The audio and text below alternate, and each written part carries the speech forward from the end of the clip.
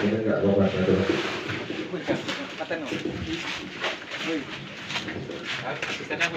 Iya, Pak Joko asisten sama ada yang bantu dan Pak. Ini sudah 3 terus kalian 2 deh. Sudah. Ya. Nah, baik, jadi memandikan jenazah. Nah, apakah di masyarakat itu ketika memandikan di hadapan kiblat atau tidak? Kalau dihadapkan kiblat, nah mengikuti kebiasaan masyarakat, selama tidak mesti silakan di hadapan kiblat. Kalau di hadapan kiblat mana? Berarti kaki ini yang menghadap kiblat. Sebagaimana mengkiaskan, itu adalah ketika sebelum sakaratul maut, tadi ada masalah yang belum saya sampaikan. Ketika sakaratul maut itu disunahkan menghadap kiblat. Dan menghadap kiblat itu ada 2 cara. Cara yang pertama itu dengan sebelah kanan itu di bagian bawah. Ini cara pertama. Yang kedua itu kaki yang menghadap ke kiblat.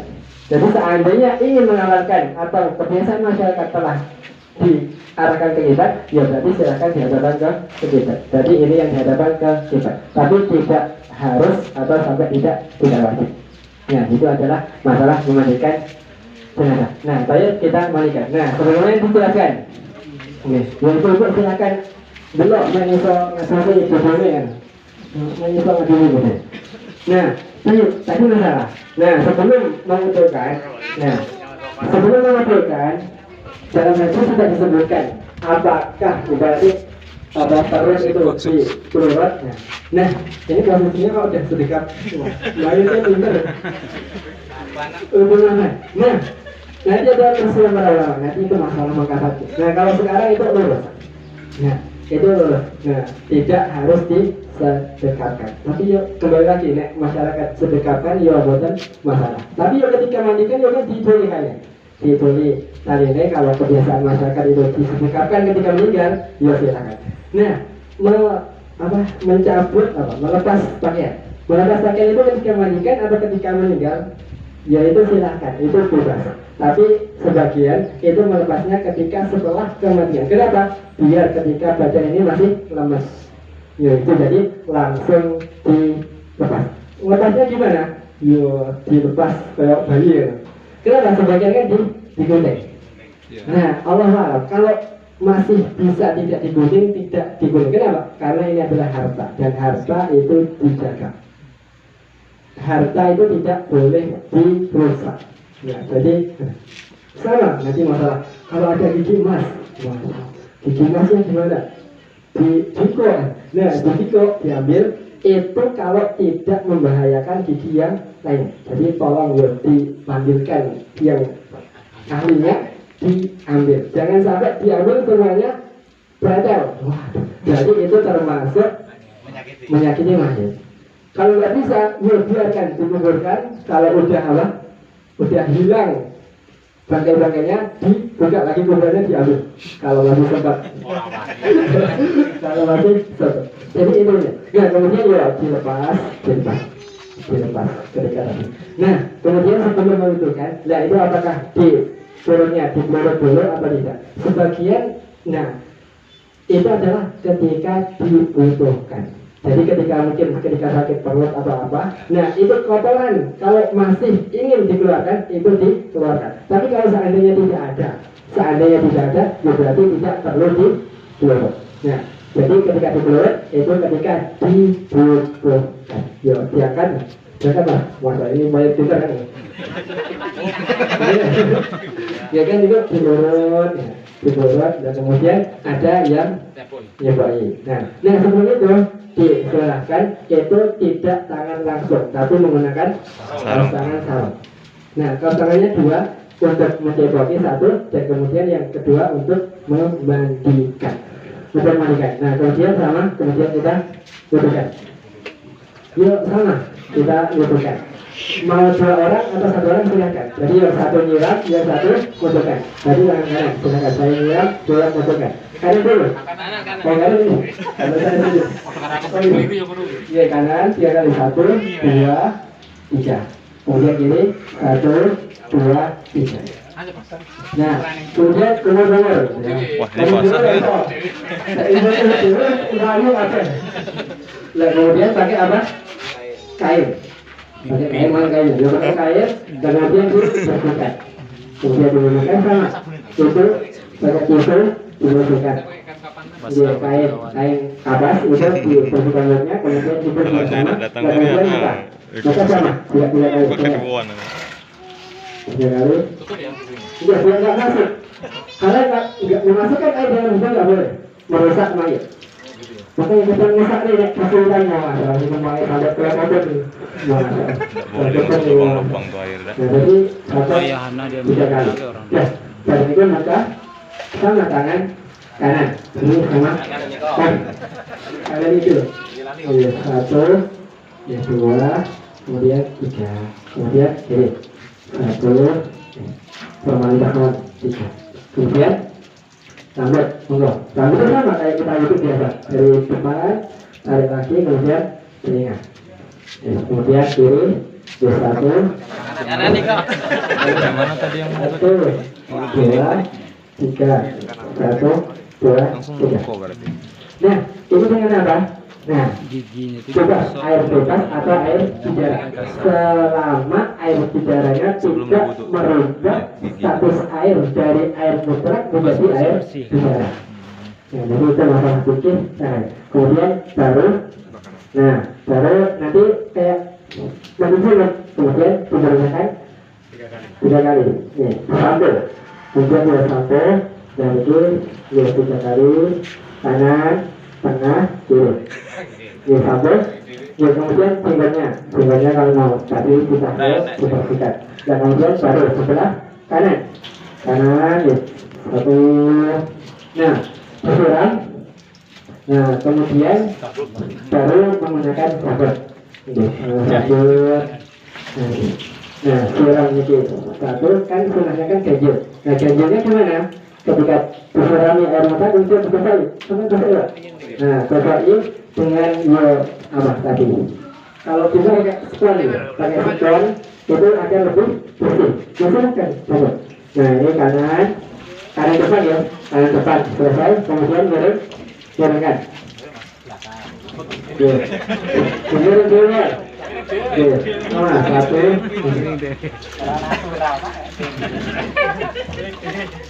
buang gimana formalitas kemudian baru kiri sabuni itu sabun ya enggak ya wah ini tadi nggak tertutup aja ya kain dari semuanya tapi ya ke bawah atur kemudian beres kan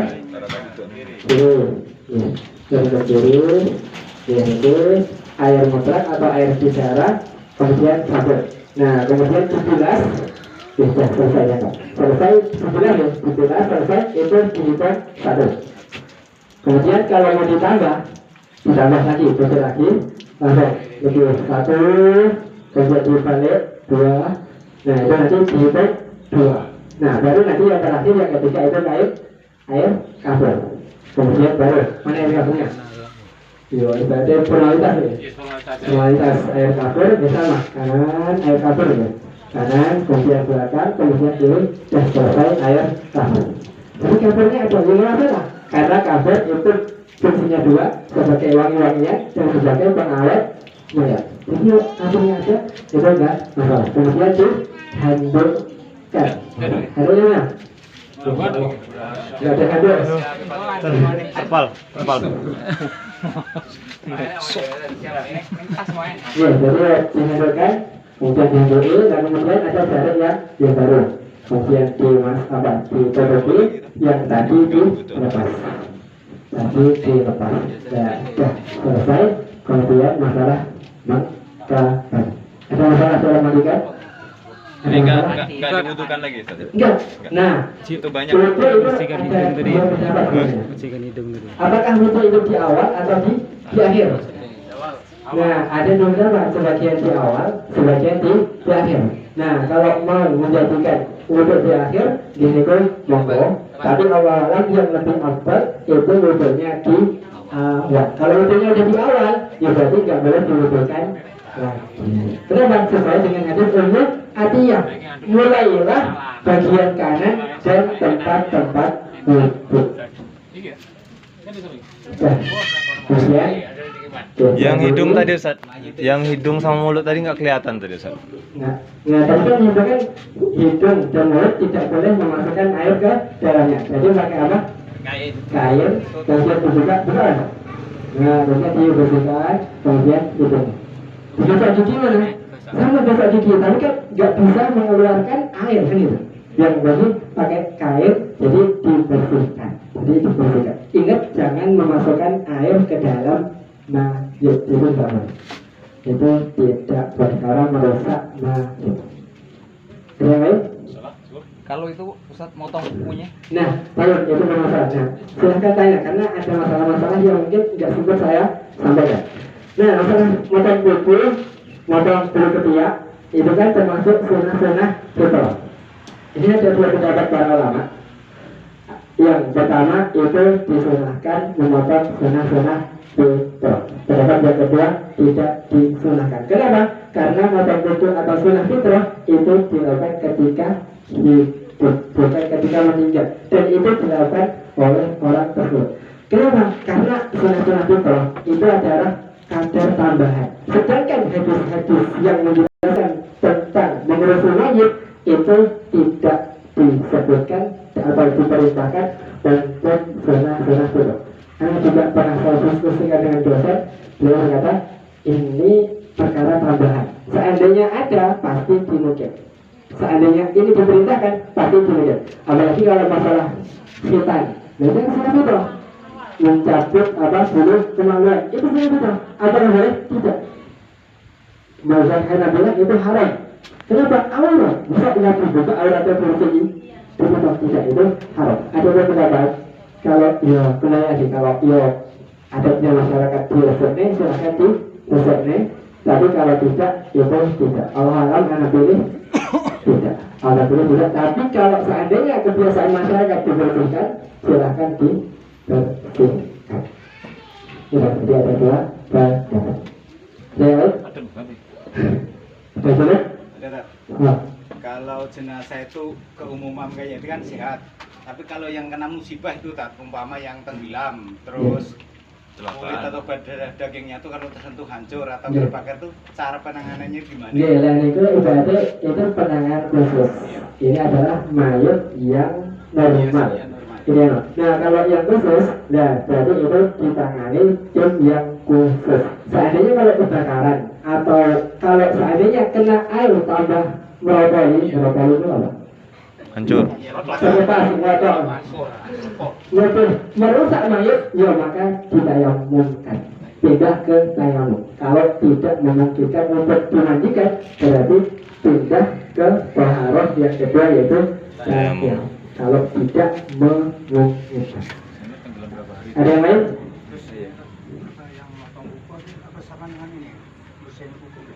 Ya sama, berarti kan kumpul tadi kan ketika mandikan. Beda antara kumpul itu sunnah fitrah. Nah, sunnah fitrah itu berarti kan sunnah-sunnah fitrah yang kita diperintahkan ketika hidup. Nah, ketika meninggal itu kan yang diperintah itu adalah memandikan, membersihkan. Nah, jadi kalau sunnah fitrah itu adalah kadar tambahan. Nah, jadi Allah kalau mau dibersihkan disilahkan, kalau tidak ya mau. Nah, terus fitrah. Ada yang lain? Jadi kalau untuk yang nggak mungkin dimandikan, berarti cukup dengan tayamum nggak usah mandi gitu. Ya, sama kalau ada salah satu kalau ada mayat laki-laki meninggal antara perempuan, nggak ada yang mandikan kecuali perempuan. Apakah hal itu ngadu yang mana? Cekli, bukan. Sebagian ulama tidak, pindah ke tayamum. Jangan ada yang mandikan, ada air, ada apa, tapi nggak ada orang laki-laki. Gimana? Tayamum. Jadi jadi itu adalah yang mengurusi jenazah yang khusus. Misalnya kalau masyarakat ada corona atau penyakit yang menular dan tidak boleh disentuh, itu gimana? Gak boleh nikah. Sekarang ini bisa nggak boleh nggak boleh nikah. Kenapa? Karena kaidah mengatakan lawan kita menghadapi tidak ada kewajiban dalam perkara yang tidak mungkin dilakukan, maka gugur kewajiban kita. Ya, jadi gugur kewajiban kita. Betul? Itu kalau yang meninggal laki-laki di tempat wanita itu yang menayamumi berarti wanita. Ya ini pada laki-laki kayaknya. Nggak apa-apa itu. Ya nggak apa. Nggak aurat ya. Ya jadi nggak apa karena nggak aurat itu tayamum. Jadi itu ya. Jadi Cukup Pak ya. Ya, oke Ustaz. Aurat apa tuh? Aurat jenazah sama orang yang mengangkat itu nggak ada batasan lagi, Ustaz. Maksudnya saya perempuan kan yang ngangkat laki-laki gitu, atau harus rapatnya atau gimana?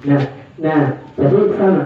Itu yang paling berhak menangani mayat itu adalah keluarga. Kalau keluarga nggak ada atau yang lainnya, itu dia monggo. Sama ketika mengkuburkan yang nadahin. Itu kan sama. Ketika anaknya Rasulullah meninggal, itu istrinya Utsman bin Affan. Istrinya meninggal, Utsman bin Affan ada. Tapi Utsman bin Affan ketika itu malamnya telah menghubungi istrinya. Sedangkan disunahkan yang turun ke kuburan itu yang tidak menggauli istri. Akhirnya suaminya sendiri tidak turun, ayahnya sendiri Rasulullah tidak turun, tapi orang lain. Jadi tidak bisa. Kalau masih bisa ya tadi usahakan ke keluarga. Paham? Boleh? Boleh? Ya, tapi untuk kerja kita